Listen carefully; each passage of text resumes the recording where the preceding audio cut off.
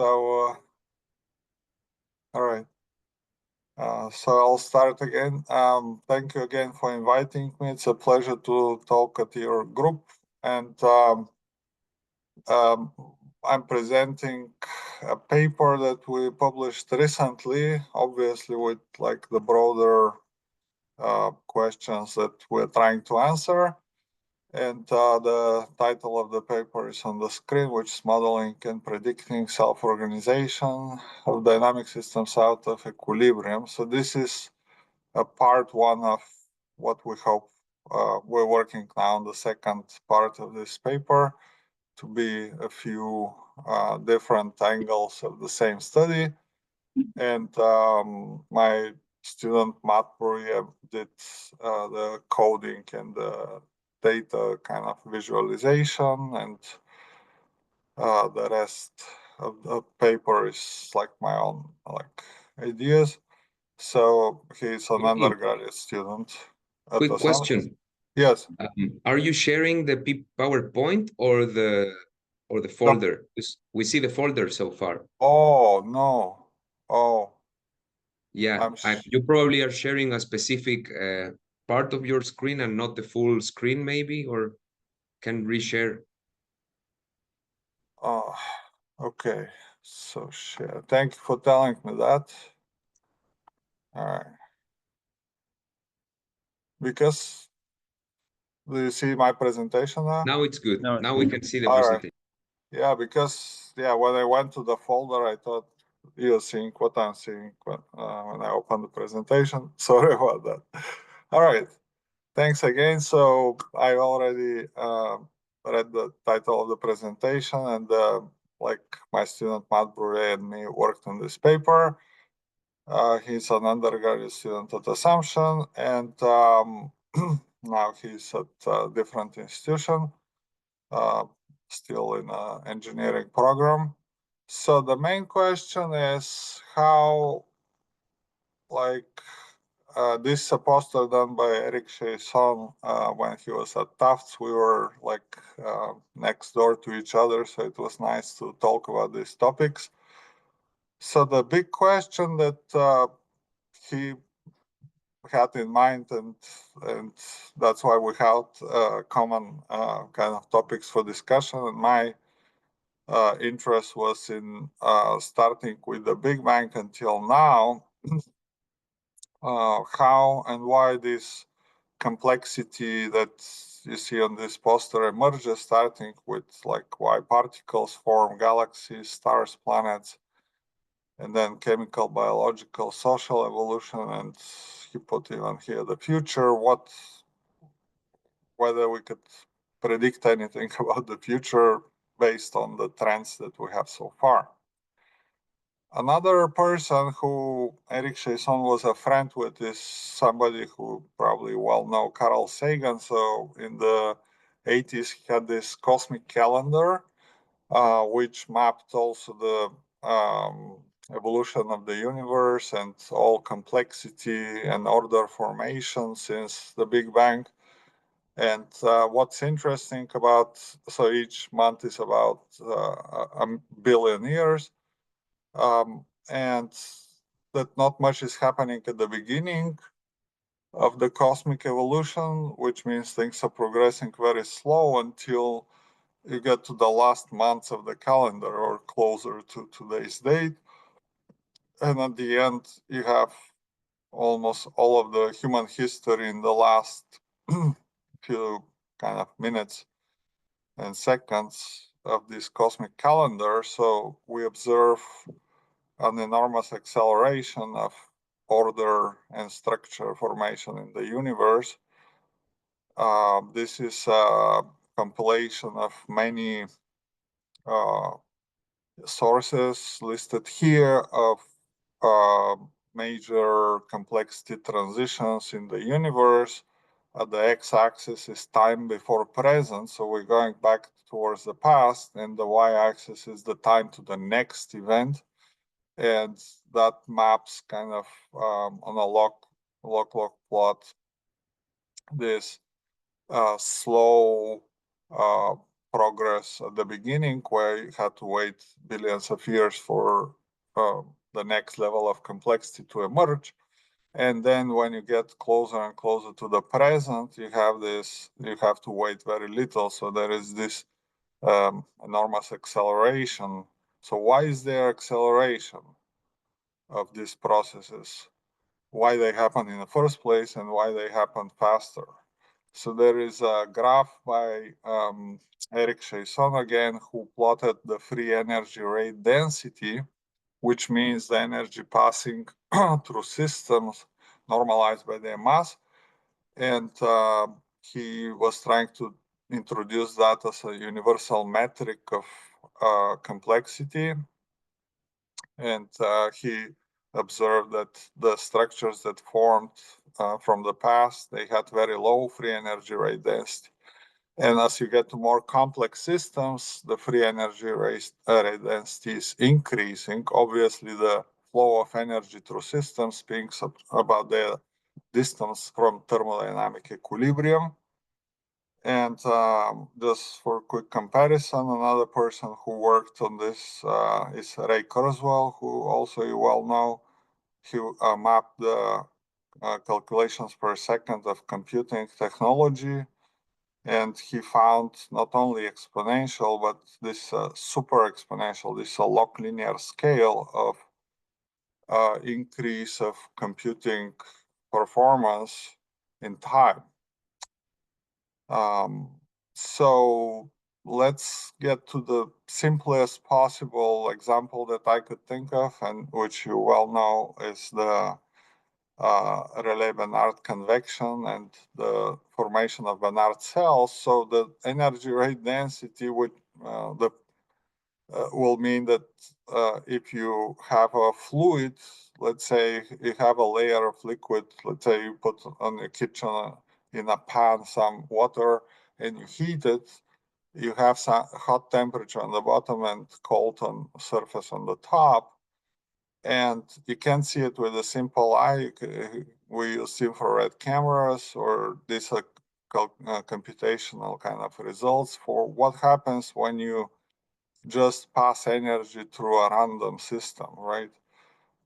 You have this enormous complexity of structures of convection cells, which transmit the energy from one end of the system to the other.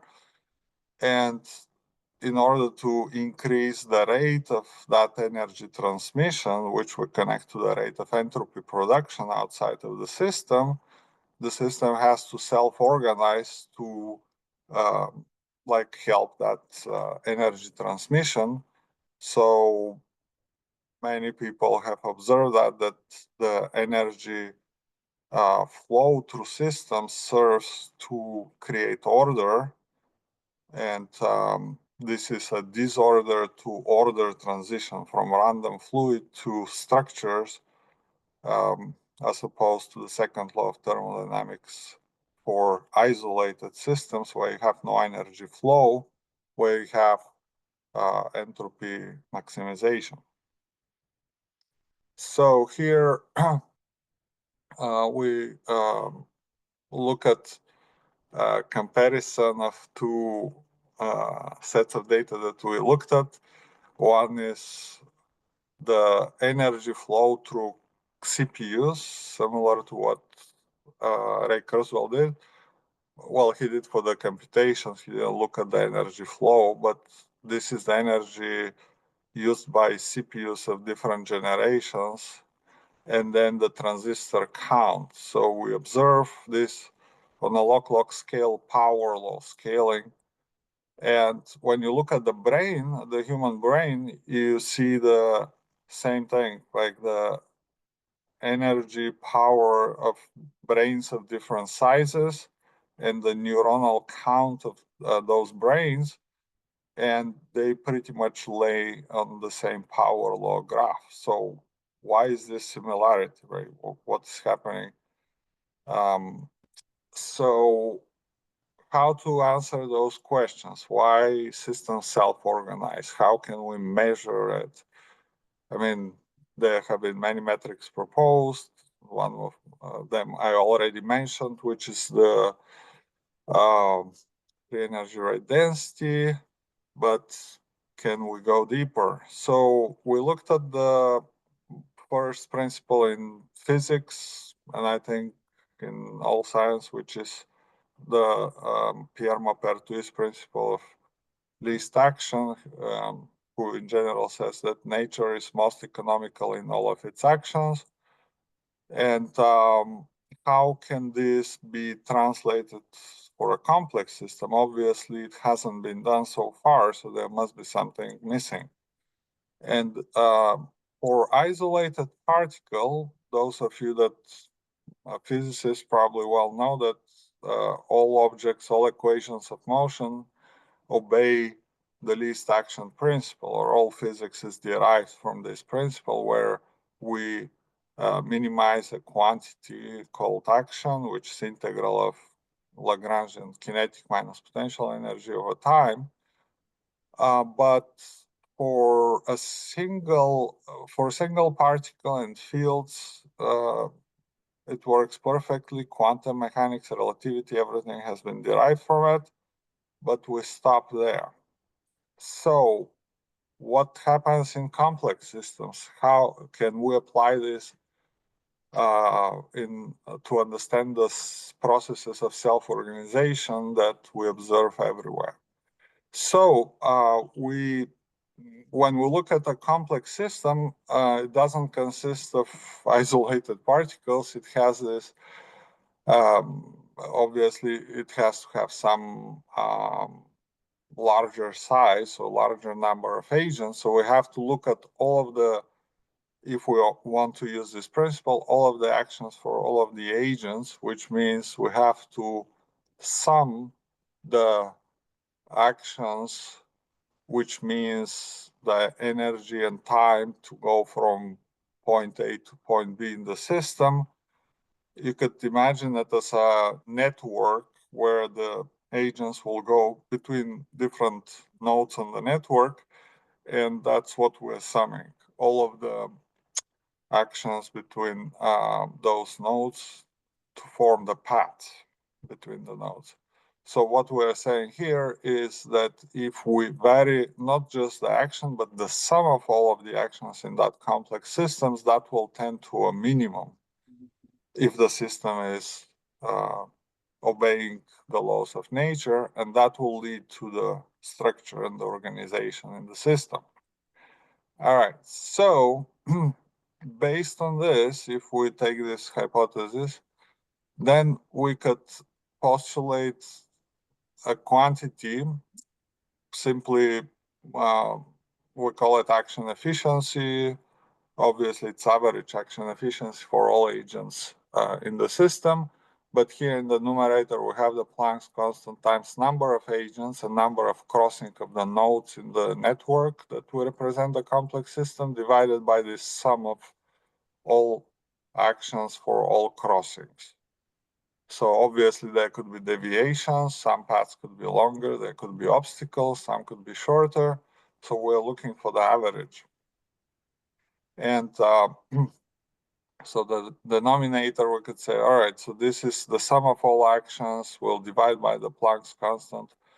So the denominator is, we call the total amount of action or total amount of quanta if we divide by the Planck's constant.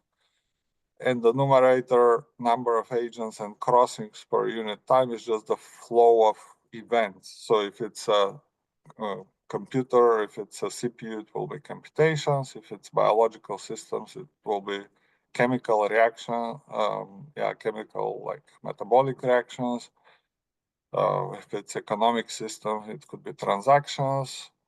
And therefore, we could simplify this equation of flow of events, what things happen in the system, divided by the total action, which is the cost. Like in economics, you have cost-benefit analysis. So you could say the benefit is the number of events or processes that happen in the system, and the cost is what does it cost it in action, in terms of physical action.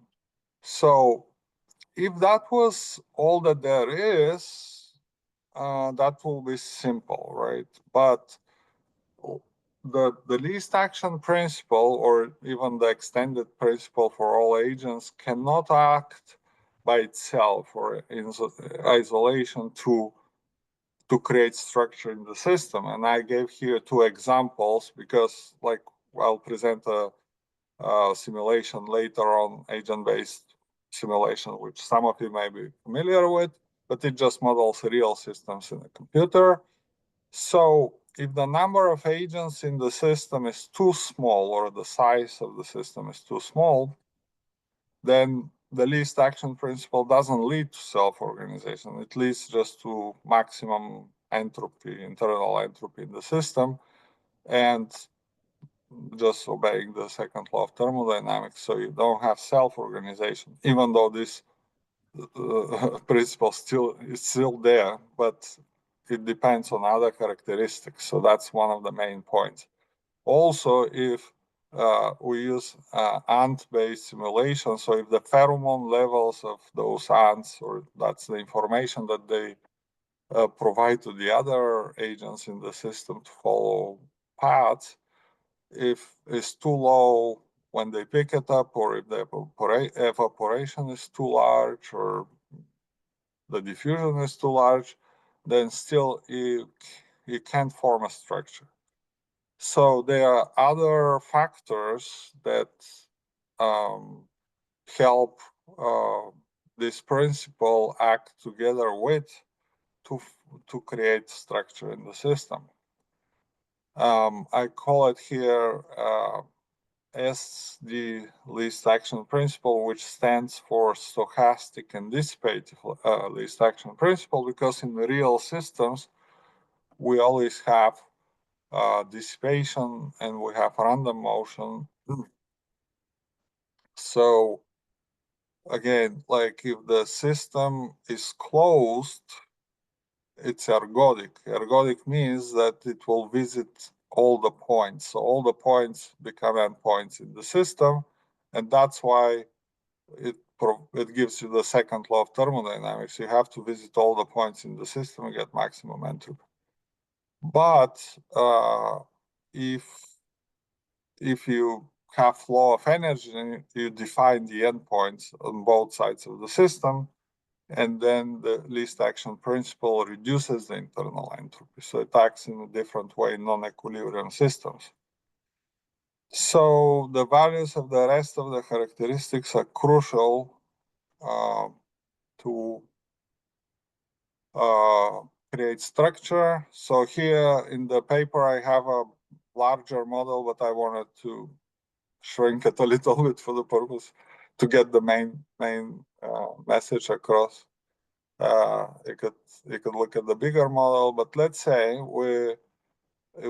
so alpha is action efficiency. It's average action efficiency, but for short, like I use just alpha.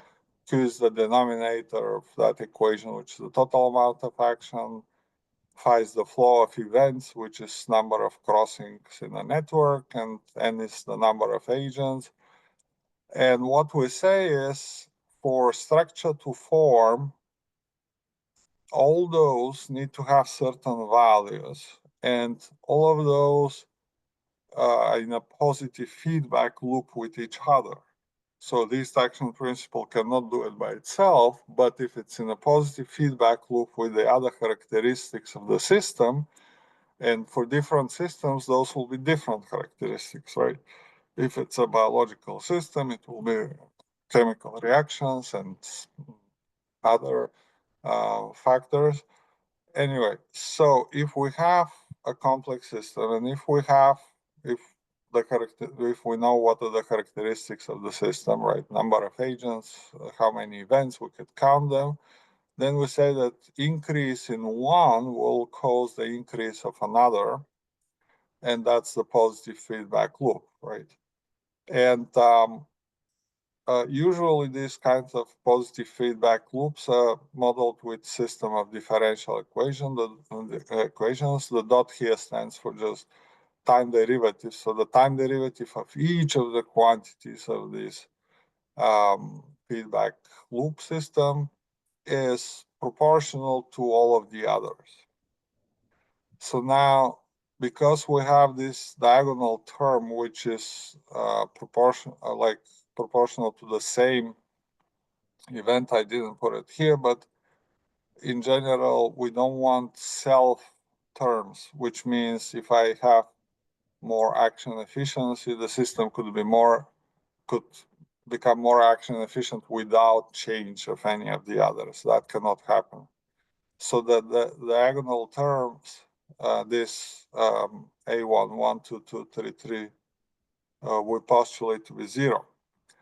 Even in that case, either the system of coefficients, which is like the matrix, could be diagonalizable, which means that will produce strictly exponential solutions of the system. Or even if it's not diagonalizable, that's not a problem because we're looking at long time scales, right? Those systems, as we see, self-organized for billions of years, or even like the time scale, even for CPUs, it's still long compared to the solution. So basically, if you have non-diagonalizable matrix, you will have a mixture of power law and exponential terms, but on long time scale, the exponential terms dominate, so you still have exponential growth.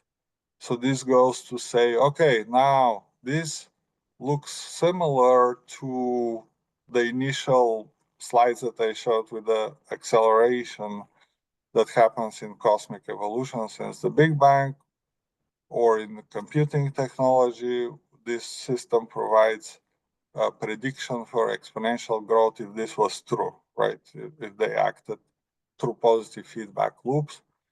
And also, if you take two equations and combine them, you get power law relationships between those, right? So I show it in the paper so I could see it there. And now, if this, so one prediction of the model is, okay, complexity will grow exponentially. And then if we look at any two characteristics, we should see power law relationships, right? Do we see that? So we have tons of data to look at that. And here is one simple example for exponential growth, just the transistor count over time. If you pick CPUs from different times and you plot them, it's very strictly exponential.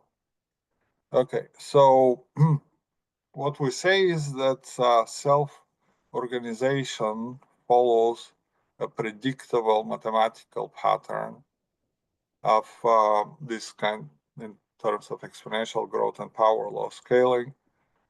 And we are wondering whether this principle be useful to explain cosmic evolution, structure formation, and emergence of order. So now this AIE stands for average action efficiency. Can it be used to determine the most organized state of the system that's possible under certain values of the other characteristics? And what we say is that it has a predictive power, which says that the agents will find the shortest paths. So that's a kind of prediction, right? And that will be the structure of the system. So on one hand, we say, okay, emergence is non-predictable, right? So when you put many molecules together, you don't know that they will flow, they will form like fluid. But on the other hand, for complex networks, the emergence of the structure, if we use the principle of least action, which is formation of the shortest path, in theory should be predictable, right? You should say, all right, if I have a network, it should form this structure, and then you see whether it does, what we have done with the simulation. All right. And again, if you have total randomness or some of those characteristics too small, then you have ergodicity, which is all points are equally probable, so then you get total randomness. So you predict that, you see that in a simulation. All right. So data. Okay, I mean, millions of papers and graphs probably are there. I picked a couple, so this several of, like the first 5 of these are power law scalings between, let's say, population size and techno units per tool, mean techno units per tool, which is a measure of complexity in technological complexity. In somebody did a study, Mike Klein and Robert Boyd in Oceania. Bell and Morse did study of number of cell types in biological organisms and the number of cells in the organisms on a log-log scale, straight line power law. Log of the number of casts in ant colonies and the number of ants in the colony. He fits them with power law. That's from Bonner. Evolution of complex hierarchical societies, hierarchical levels, population of the society, and as the population grows, the hierarchical levels grow. Look of number of occupations this is in states of India as a function of long of the population of those states. Power law. So we can find a lot of data that have this power law relations. And about the exponential one, I found 2, which are simultaneously like reciprocal, like with the power law, and also show the exponential trend, which is also well known, the population of the world and the GDP per capita. So they go very well in parallel. So, I mean, if you extend this, you could say, all right, I said earlier, if you stop, and we'll see later in the simulation, if you take one of those characteristics and you arrest it, right? Let's say you fix the population, like stop the growth, you could predict, or which I don't know, for some reason may not be true, but the prediction of this model is that the complexity growth or the GDP per capita will also stop. So those are related strictly. This is complexity and rate of stellar evolution. We looked at in one of the previous papers that we did in 2022 with complexity, which is the progress of nucleosynthesis, the fraction of stars in terms of heavier nuclei than, say, hydrogen, right? And the mass of the stars in number of solar masses. And those different lines are for different initial fraction of heavier metals. Let's say if they're second generation stars, they'll have heavier atoms, but it's called metallicity. All of those, the data for stars as a function of their mass and their composition as fractions of heavier atoms show the same power law relation. And not only that, but during the lifetime of the star, the rate of increase of heavier metals, which is like the rate of stellar evolution, is also a power law, which is the heavier the star is, the faster it forms the elements, not just forms more of them, but faster, right? So, all right, so what did we do in this study is agent-based modeling. So here is like a 3D view where you could see ants moving left and right, and this is the food and the nest, and this is an obstacle that we could put. So they, at the end of the simulation, they find the shortest path, which could be a curved line, obviously, if there is an obstacle, but still it is the shortest possible in that situation, the least action path. And for starters for simplicity, we did just a 2D version of this simulation with, again, the foot, the nest, the green answer, the initial state, which we postulate total randomness, total entropy, then they start moving and cross the foot or the nest, and they explore several paths, which are the red ants, to figure out which is shorter. And at the end, they find the shortest possible path, which is this black path. But you could say, all right, it's not a straight line like in physics. If you drop an object in the room, it will fall in a straight line. Obviously, in complex systems, it's the least possible action, but the memory effects, if you leave this for a long time, those kinks will annihilate and they will find shorter and shorter paths.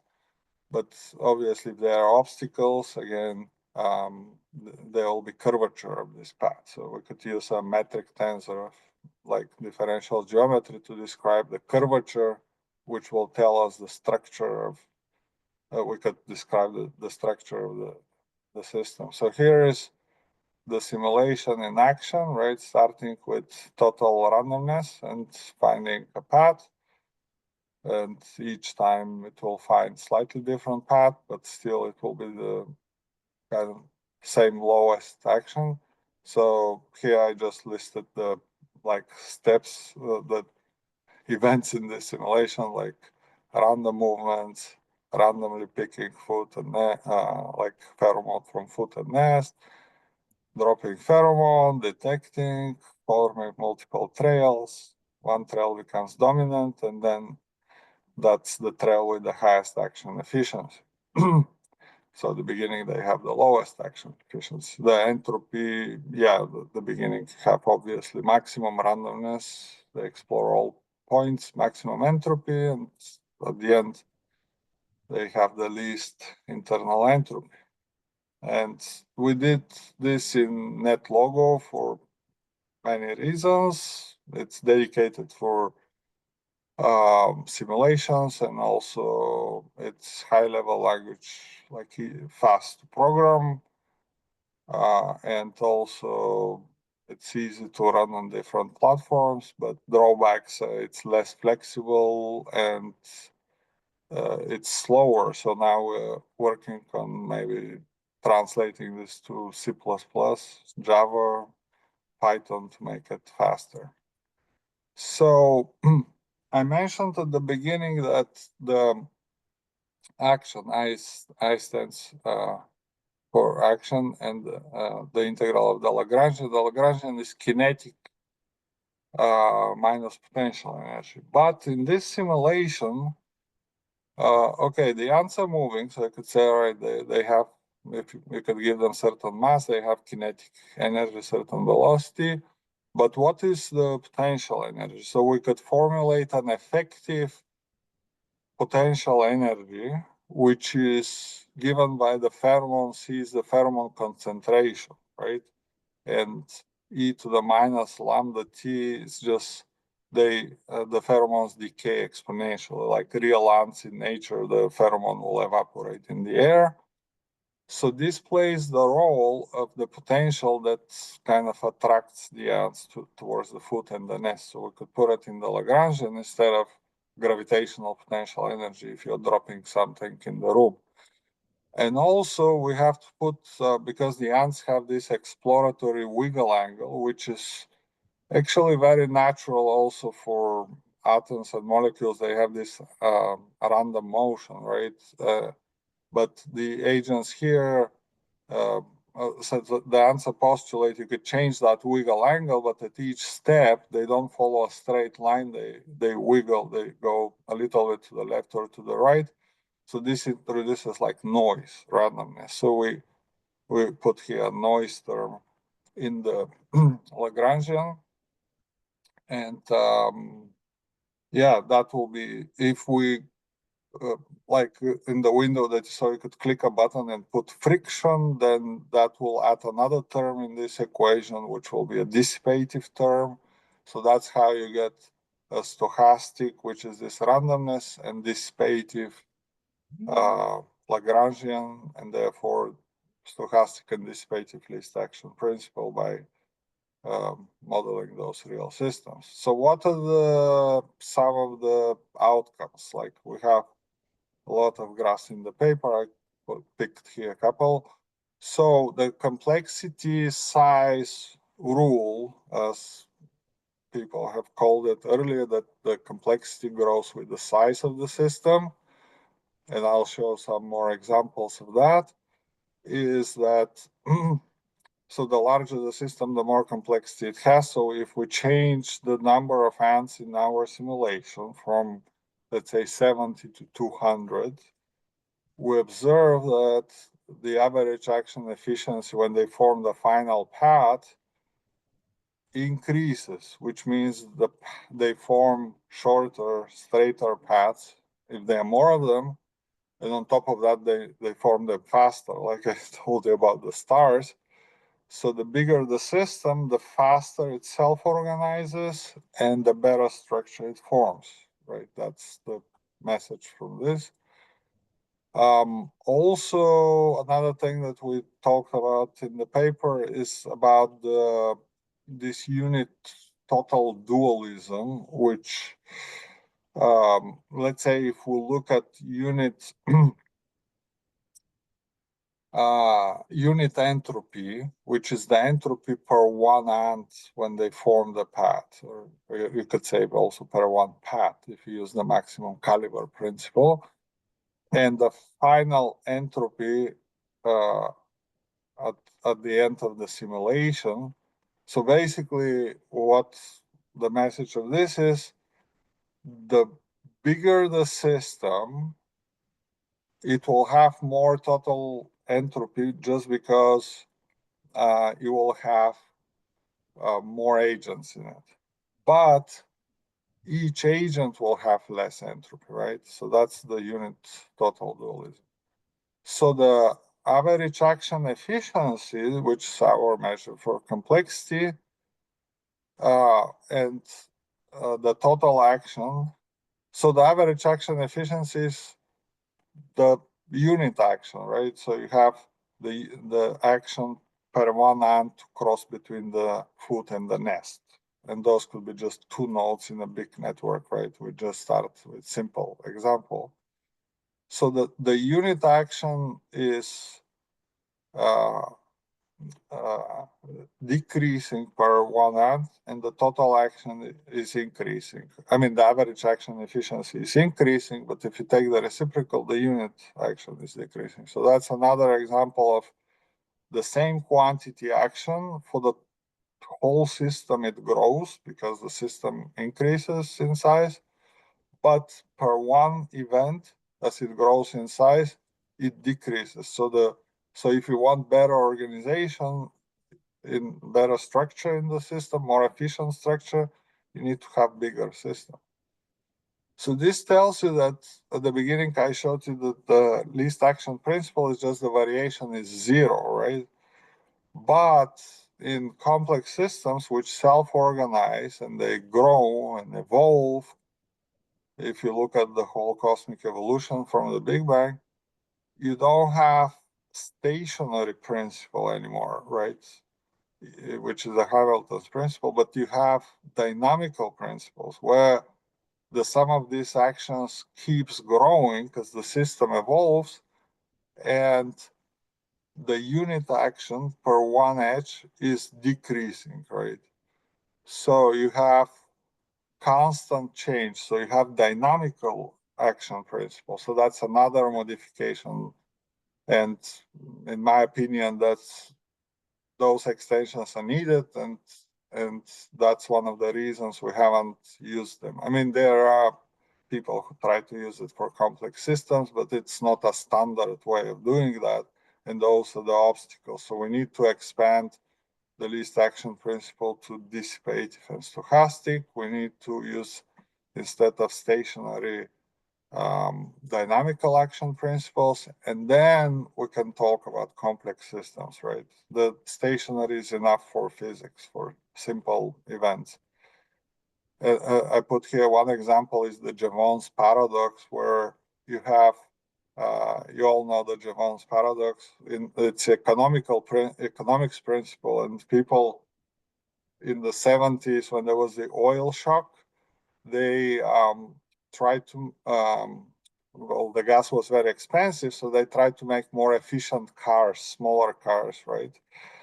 And what happened was, instead of the oil consumption decreasing, it increased. So they were like, that's a paradox. We made more efficient cars that spent less fuel per mile, per kilometer, sorry. But why don't we observe drop in the oil consumption, right? That was the goal. Why did it increase?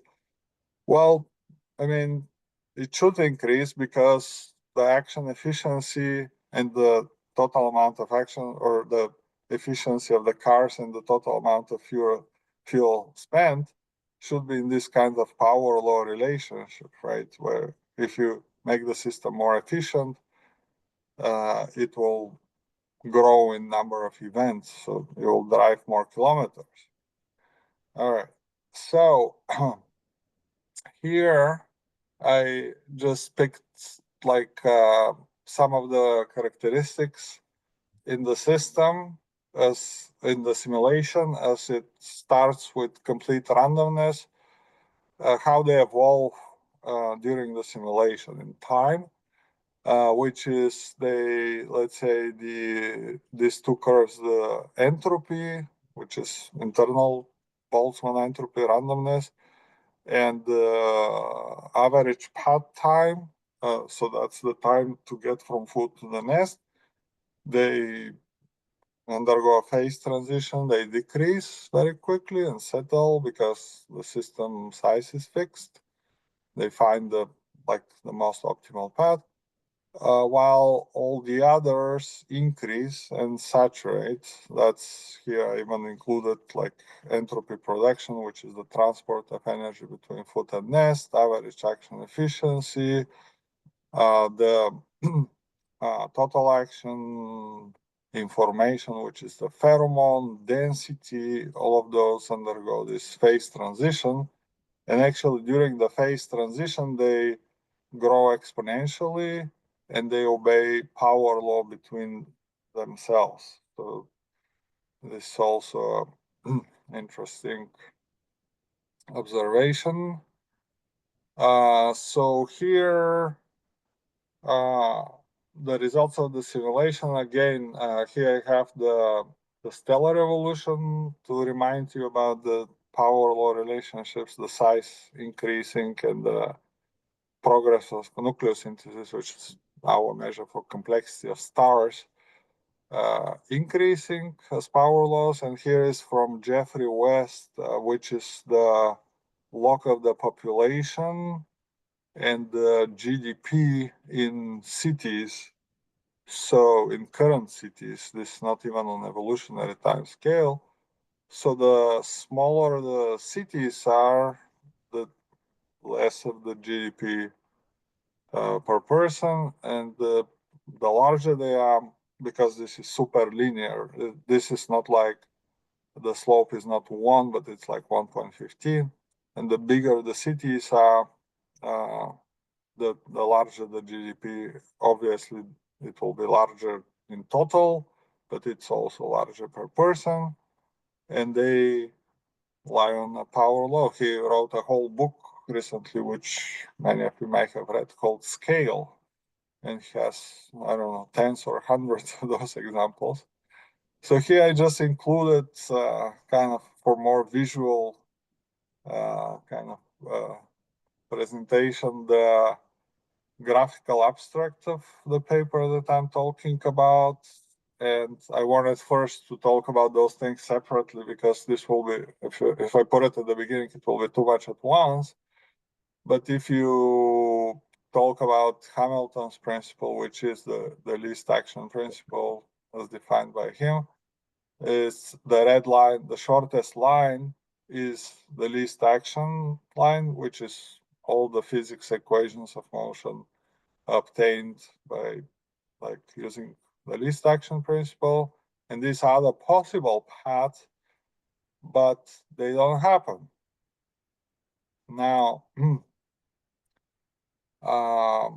for the ants, okay, you can say, how does this correspond to the simulation? All right, so obviously at the end they find what is in the Hamilton's principle, the shortest path, the straight line.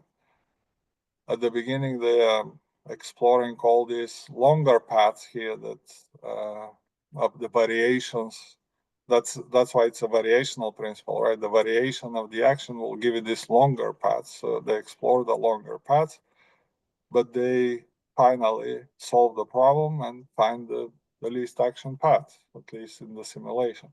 But I mean, if you think about if you move from CTA to CTB, you always trying to try to find the shortest path. So it's not just the ants that are doing that. We argue that the simulation could be about cars, about information on the internet, about information in the CPUs. They always will find the shortest path.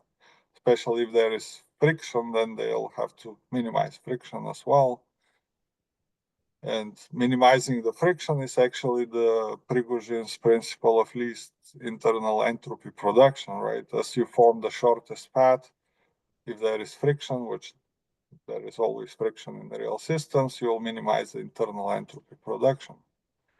Okay, so what I said earlier is that what we propose, the mechanism of self-organization, is that this principle doesn't act by itself, otherwise it could have formed structures earlier, long time ago, and without any need for like growth of systems, but it acts through a positive feedback with the other characteristics, let's say the size of the system, and we know the number of events and the total amount of action. So the least action, or the Hamilton's principle, has to participate in these positive feedback loops and then produce a phase transition from disorder to order, and then as a result produce this observed.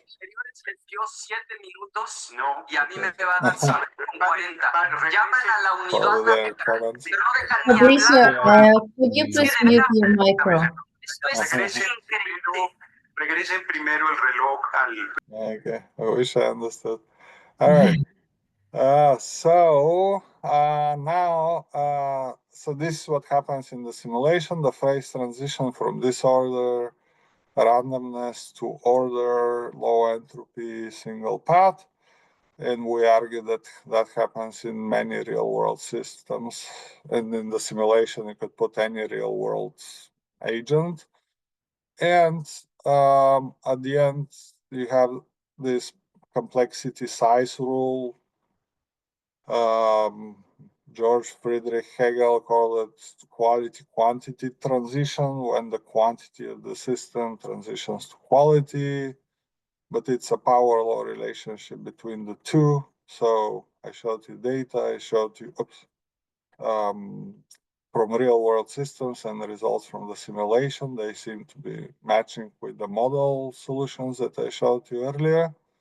And also this local global duality, which is a unit information, let's say, per one ant will decrease, the total information in the system will increase. I gave you the Jemon's paradox, where unit fuel expenditure per car decreasing, total is increasing. So you could find many examples of that.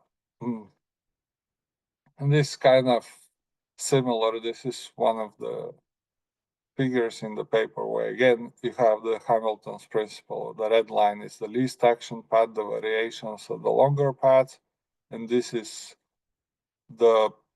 all the characteristics that we did study in this simulation, and the results, and they act through these positive feedback loops, and that tells us that they should reinforce each other and produce the exponential growth, which they do during the transition. Obviously, this is fixed.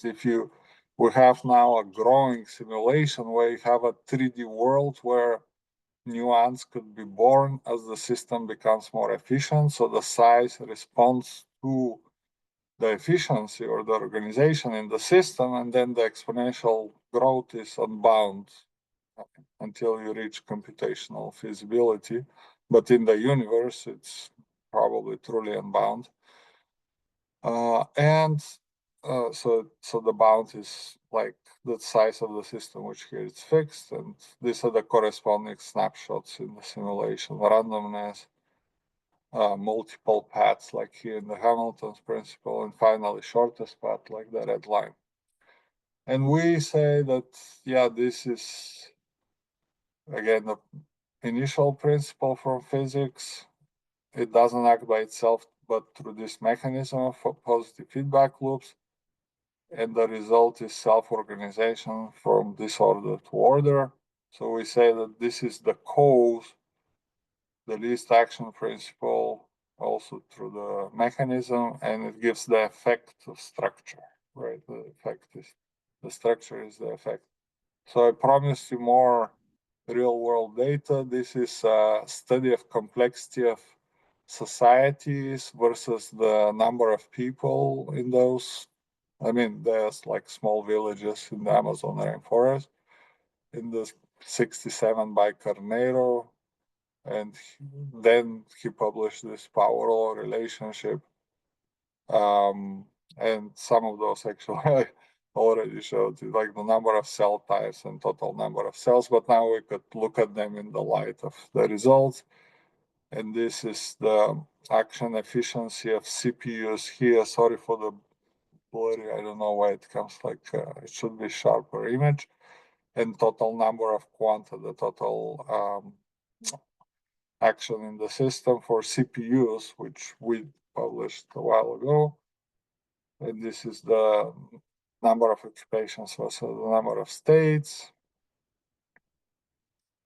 So the real world data look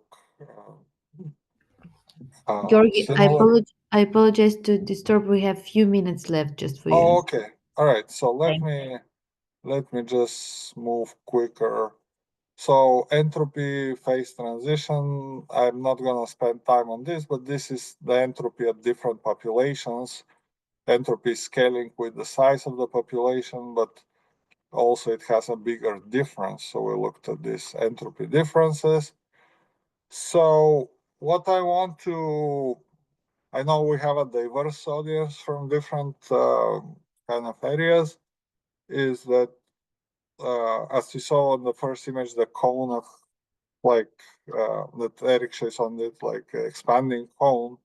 I try to kind of visualize it. Some of the words here are hidden, but those characteristics, because they're interdependent functions, we call them interfunctions.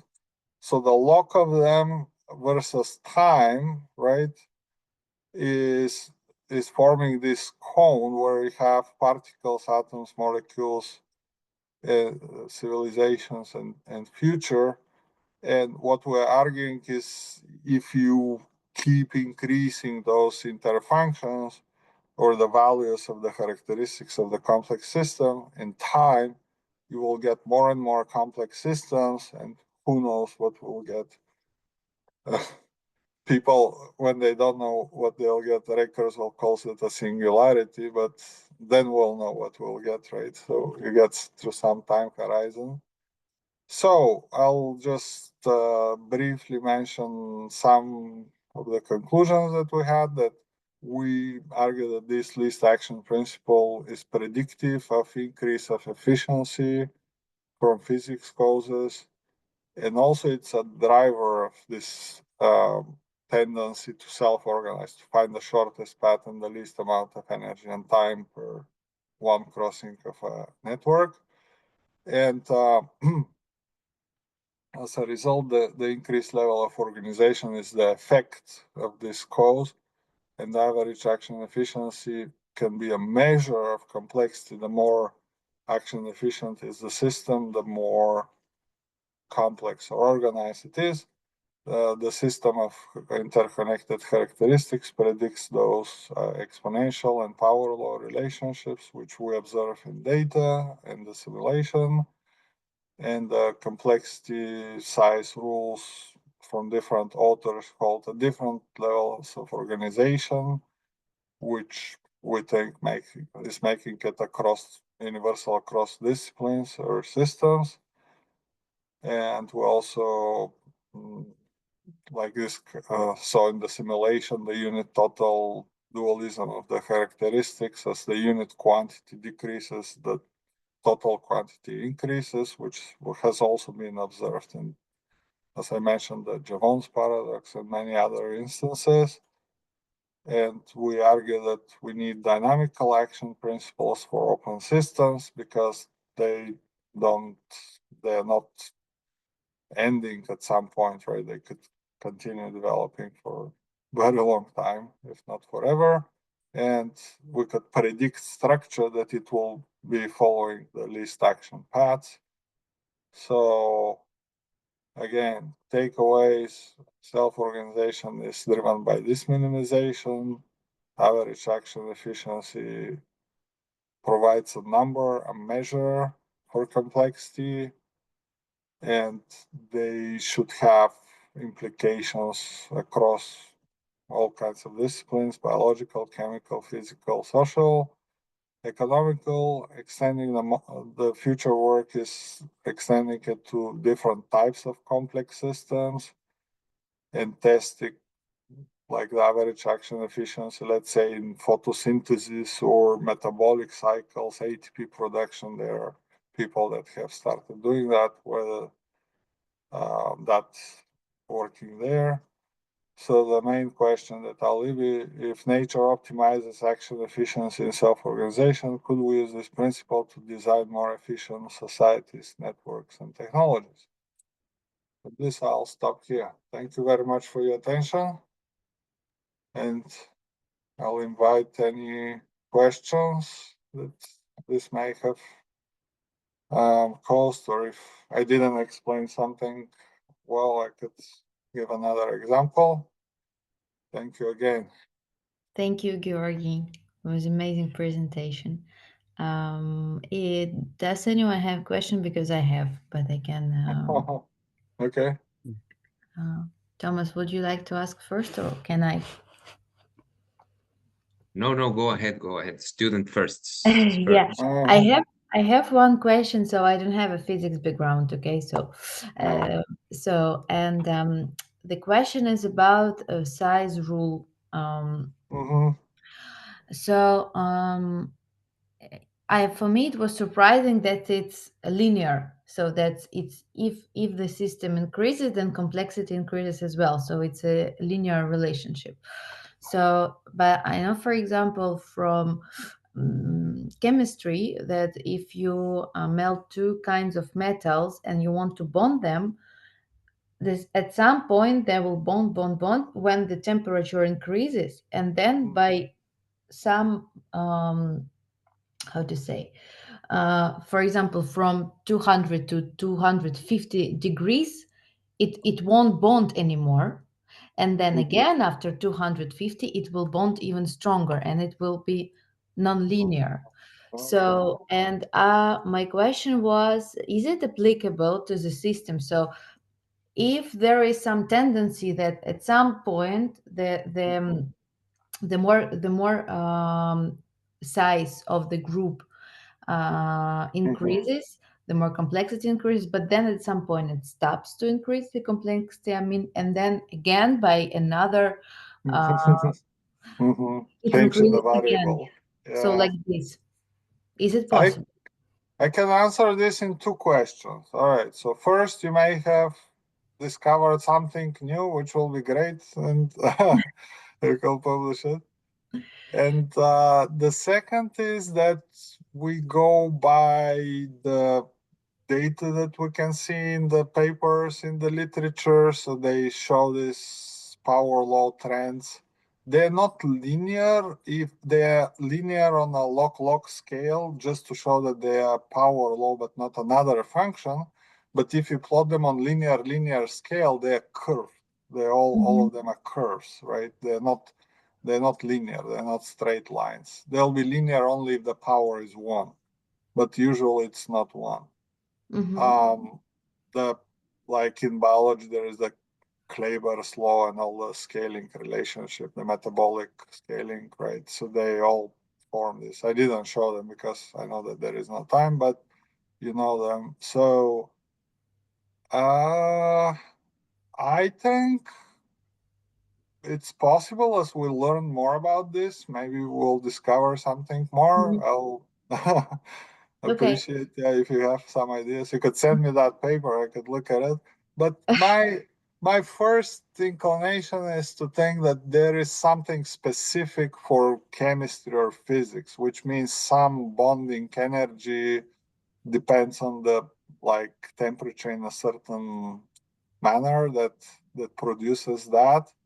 I don't know if if you look at complex systems, they always have motion, right? That's why I don't think, even though people talk a lot about crystals or even complexity of an image, all right, this image could be compressed less, therefore it has more information, therefore it's more complex.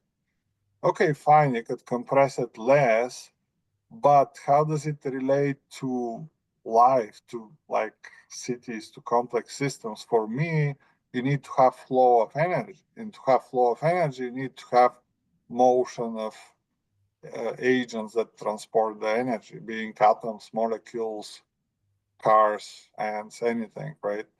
So I'm thinking I'm limiting myself to systems that are thermodynamically kind of open. They have source of energy and sink of energy, right? Energy enters, energy exits. And they're called self-organized, but it's better to call them energy organized, because self-organized is very vague term. What is self? What, they don't have a mind.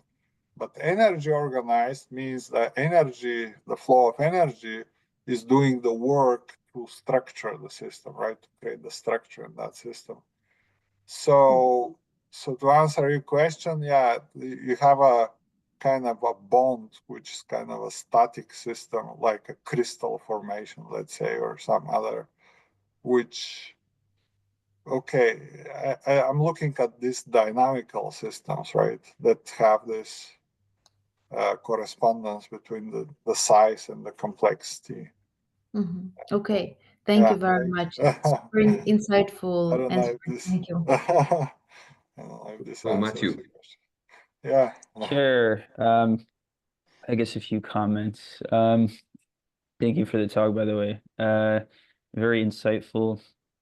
A little less fluent in some of the math. So I hope my questions are still relevant and make sense. And I guess pointing to the last kind of question that you raised, which I think is important and interesting to consider. I guess my first comment is that this least action principle really reminds me of this idea of the Tao, or it's kind of it's almost, you can see it in a religious way kind of, and it's interesting that it has these much more historic roots in this. Sure, other cultures have ideas of it too, but I think the Tao really resonates as something that kind of explains, or is another way of thinking about this least action principle, this kind of nature finds the easiest path in a way. It's kind of like water in a certain way. I think that's a symbol that they use, which I think that's very interesting that there's that connection. But I guess in terms of the question at the end, the one thing that I find important to raise, Tomas had actually mentioned it in a talk about a year ago, and it's kind of this idea of, for lack of a better word, maybe stupidity might be the right word, or I think that is the word that Tomas used, but it might be the most appropriate word, which is kind of like on a human scale. We tend to kind of get caught up in whatever it might be, our own traumas or our own kind of insecurities, which makes this least action path kind of difficult, if not impossible. And I think that's especially true on kind of more of a, yeah, in certain, especially perhaps in the United States, which is where I'm originally from. So I'm wondering how you might consider this idea of stupidity, this kind of inability or this resistance, I guess, for humans to maybe find that path, based on whatever the, you know, underlying factors might be. Yeah, I guess I'll just ask that question for now. If you guys. So you have two questions. Yeah, so the DAO is very interesting, and actually at some point I came across a few papers, and I have the same opinion as you, that they probably discovered this least action principle thousands of years ago, which only means that it's correct, right? If many people from different cultures rediscover the same thing, even Leonardo da Vinci had drawings of like the least paths and so forth. Hero of Alexandria is an example which is also minimization, but I think there is a big correspondence. The only thing is that it was not mathematical. It was not mathematized by the Tao philosophers or Leonardo or Hero, and that's why they didn't give it a specific name. But I agree with you that it's the same thing. Only if you don't have mathematics, it's philosophy, right? It's not science. In other words, I mean, first you need to have the philosophy to get to science, right? First you need to conceptually discover something. In fact, all the science is philosophy which has been mathematized, right? So you can't just go straight to science. Science needs philosophy for that.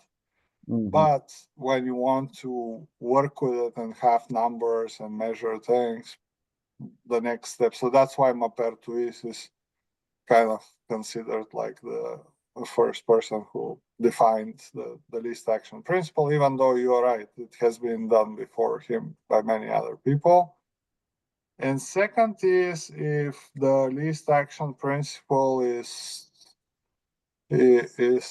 acting in complex systems, why people do stupid things? Am I correct to interpret it this way? Yeah, I guess so. It's kind of like, I would say it's kind of like how the challenge of people kind of resisting the easiest possible path, maybe, or like creating barriers to efficient energy organization might be another way to put it, if that makes sense. I agree with you. Yeah, the human stupidity is a big problem. As Einstein said, you know this quote, right? I know about two things that are infinite: the universe and the human stupidity. And he said, I'm not sure about the first one, but he's sure about the second one.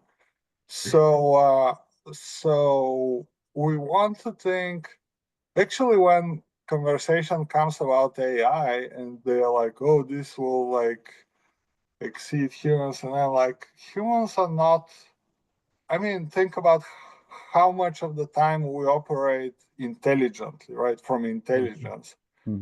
And how many decisions we take subconsciously. We don't take with the neocortex, we don't rationalize them. And we have instincts, we have prejudices, as you said, we have what you call it, like, yeah, different mental states, right? So we don't we are not, as much as we want to think that we are intelligent beings, right? At times we apply the intelligence and make rational decisions, but most, I would say 90-something% of the time, we don't operate from intelligence. So if you have an intelligent if you have artificial intelligence, that means it's doing 24/7 only the intelligent part, which we do very small amount of the time. So that's why I think what happens is what you are referring to is probably you could, if you are a populist leader of a country, you could instill fear first, right?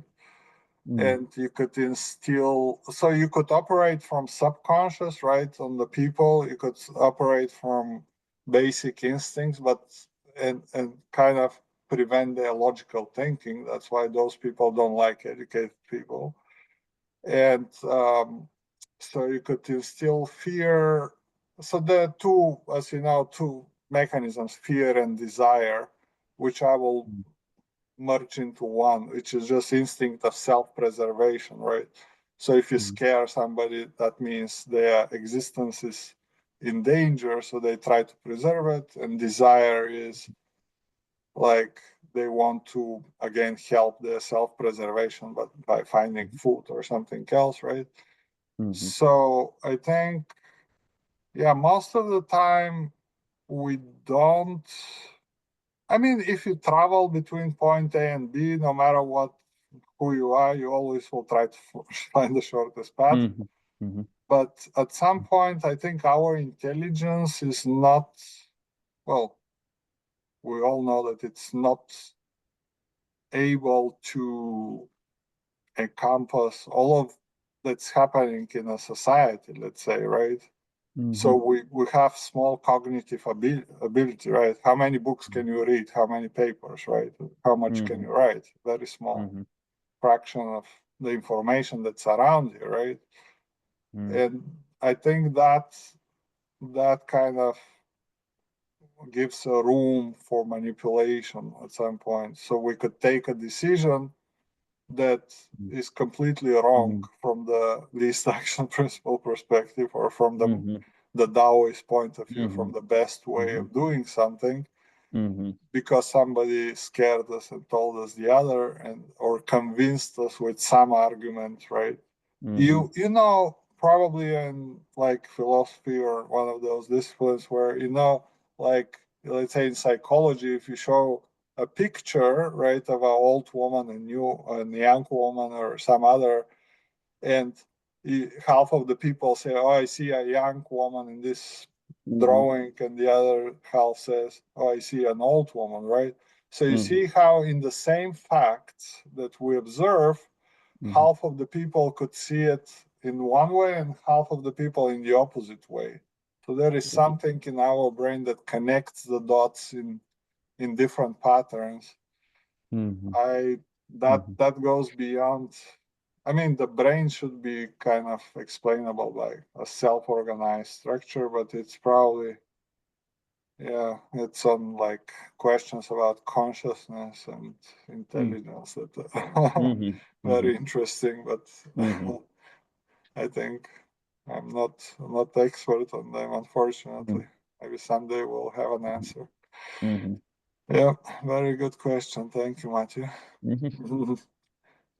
Yeah, I think we are on time to finish. There was a time 20, well, whatever, but at 20, and it's 19 now.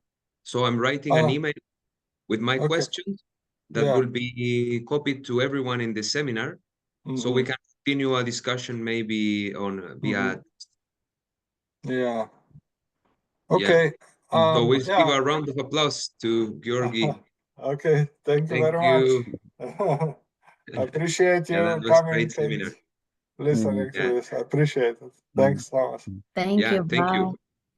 Thank you. Yeah. So bye-bye. See you next time. Bye.